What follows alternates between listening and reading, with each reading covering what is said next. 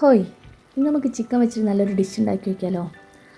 അതിനായിട്ട് ജാറിലേക്ക് ഒരു 15 ചെറിയുള്ളി, ഒരു വലിയുള്ളി, കുറച്ച് കറിവേപ്പിൻ്റെ ഇല, കുറച്ച് മല്ലിച്ചപ്പ്, ഒരു തക്കാളി, പിന്നെ കുറച്ച് സോക്ക് ചെയ്ത് വെച്ചിട്ടുള്ള ഈ ഉണക്കമുളക്, കുറച്ച് ഇഞ്ചി, കുറച്ച് വെളുത്തുള്ളി എല്ലാം കൂടി മിക്സിയിലിട്ടിട്ട് നന്നായിട്ട് അടിച്ചെടുക്കുക. എന്നിട്ട് ചിക്കനിൽ തേച്ച് ഒരു 5-6 മണിക്കൂർ റെസ്റ്റ് ചെയ്യാൻ വെക്കാം.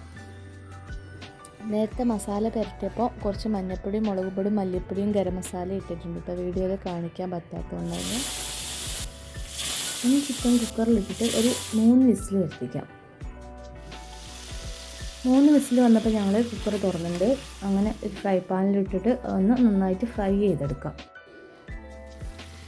നന്നായി ഫ്രൈ ആയതിനു ശേഷം ഈ ബാക്കിയുള്ള ഗ്രേവി അതിലേക്ക് ഒഴിച്ചിട്ട് നന്നായിട്ട് ഒരു കുറുക്കിയെടുക്കാം.